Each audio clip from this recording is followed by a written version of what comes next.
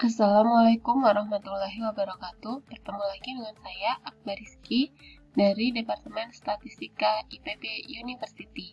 Pada pertemuan kali ini, kita akan membahas mengenai teknik pengumpulan data yang merupakan materi pertemuan ke-9 pada mata kuliah Statistika dan Analisis Data. Adapun outline yang akan kita bahas pada pertemuan kali ini meliputi pendahuluan, penarikan contoh yang sahih, metode survei, dan metode penarikan contoh. Metode pengumpulan data merupakan salah satu tahapan penting dalam penelitian. Metode pengumpulan data merupakan teknik atau cara yang dilakukan oleh peneliti untuk mengumpulkan data. Pengumpulan data dilakukan untuk memperoleh informasi yang dibutuhkan dalam rangka mencapai tujuan penelitian. Sementara itu, instrumen pengumpulan data merupakan alat yang digunakan untuk mengumpulkan data. Instrumen pengumpulan data dapat berupa checklist, kuesioner, pedoman wawancara, hingga kamera untuk foto atau untuk merekam gambar. Kenapa kita harus mengambil contoh? Ada beberapa alasan yang menjadi dasar kenapa kita harus mengambil contoh. Yang pertama adalah sumber daya yang terbatas, baik tenaga maupun biaya. Sehingga hal ini membuat kita tidak mampu mengamati seluruh anggota populasi dan mengambil contoh. Selanjutnya, yang kedua, pengamatan bersifat merusak. Misalnya, uji tabrak kendaraan. Bisa dibayangkan jika semua kendaraan yang dihasilkan itu diuji tabrak kendaraan semua, maka tidak akan ada kendaraan yang dapat dijual. Selanjutnya, waktu yang terbatas juga membuat kita untuk mengambil contoh.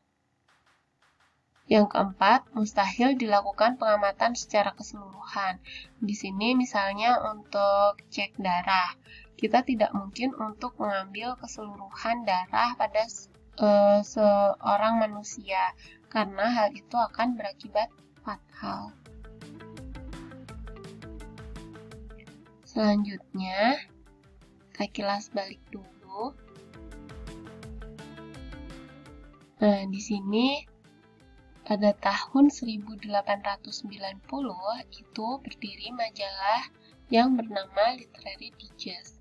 Mulai tahun 1916, majalah tersebut mengadakan polling pemilihan presiden di Amerika Serikat, di mana polling ini berulang kali sukses, sehingga ada pernyataan di atas dari Chairman of Democratic National Committee, yang intinya bahwa pernyataan ini mendukung polling yang dilakukan oleh Literary Digest dengan sampel yang sangat besar. Nah, pada tahun 1936, Literary Digest menyebarkan lebih dari 10 juta kartu pos berisi polling presiden yang ditujukan kepada pelanggan majalah Literary Digest, pemilik kendaraan yang terdaftar, daftar orang di buku telepon, yang akhirnya dari 10 juta kartu pos tersebut, yang berhasil kembali adalah 2,4 juta kartu pos. Literary Digest memprediksi bahwa Franklin D. Roosevelt kalah dengan 43% suara.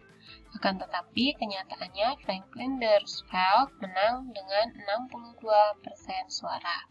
Nah, ini gambar dari Presiden Franklin D. Roosevelt. Nah, di sini kita lihat tadi responden dari Literary Digest, yaitu pelanggan majalahnya, kemudian pemilik kendaraan yang terdaftar, serta daftar orang di buku telepon. Nah, responden yang terpilih ini cenderung ke golongan menengah ke atas. Sedangkan dalam pemilihan presiden itu yang memilih adalah seluruh golongan masyarakat, bukan golongan tertentu. Maka kejadian inilah yang membuat tadi hasil surveinya itu bias, meskipun contoh yang terambil itu sangat besar.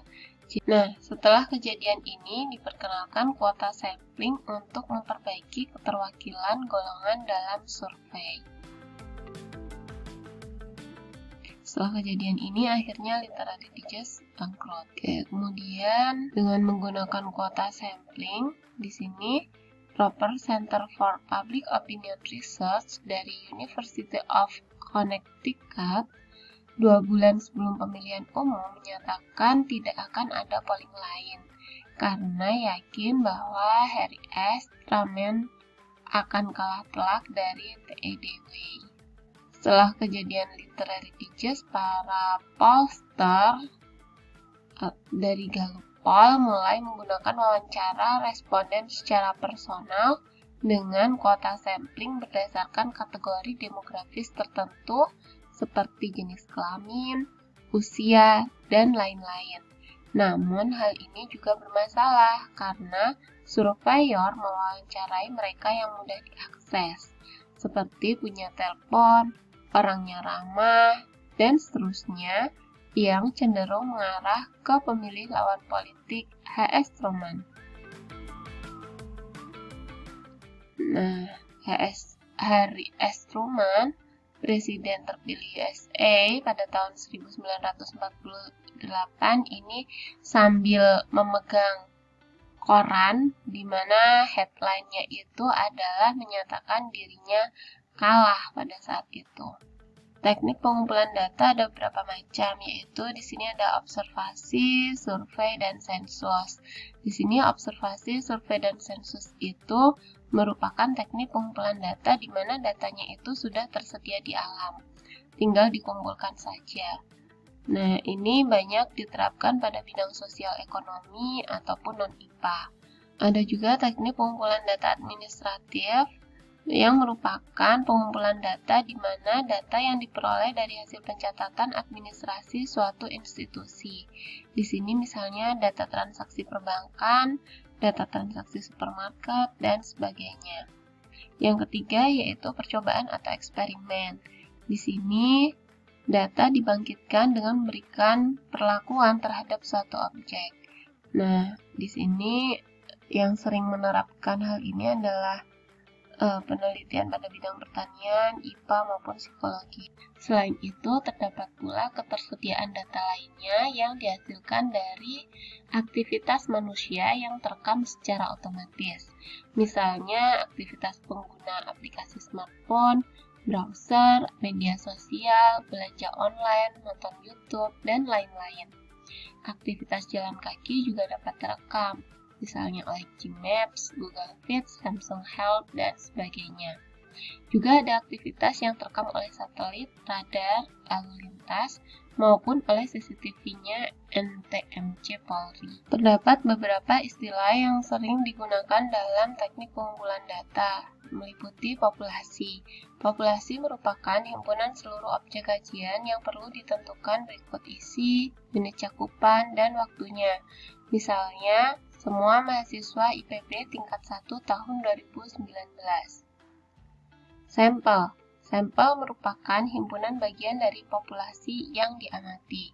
Sampel yang baik adalah sampel yang cukup dan mewakili. Selanjutnya ada unit atau elemen. Selanjutnya unit atau elemen yang terdiri dari beberapa, yaitu unit observasi, yang merupakan unit di mana informasinya diperoleh baik secara langsung maupun melalui responden. Selanjutnya ada unit sampling, yaitu unit yang dijadikan dasar penarikan sampel. Kemudian ada unit analisis, yaitu unit yang digunakan dalam tabulasi data. Selanjutnya ada kerangka sampel. Kerangka sampel ini merupakan daftar yang memuat seluruh anggota populasi. Kemudian ada parameter dan statistik. Parameter merupakan angka ringkasan yang menunjukkan karakteristik dari populasi. Di sini misalnya rata-rata indeks prestasi mahasiswa IPB tingkat 1 tahun 2019, sedangkan statistik adalah angka ringkasan yang menunjukkan karakteristik dari sampel. Misalnya rata-rata indeks prestasi sebagian mahasiswa IPB tingkat 1 tahun 2019. Selanjutnya ada sampling. Sampling merupakan proses pengambilan sebagian populasi untuk diamati. Selanjutnya kita akan masuk ke sesi berikutnya.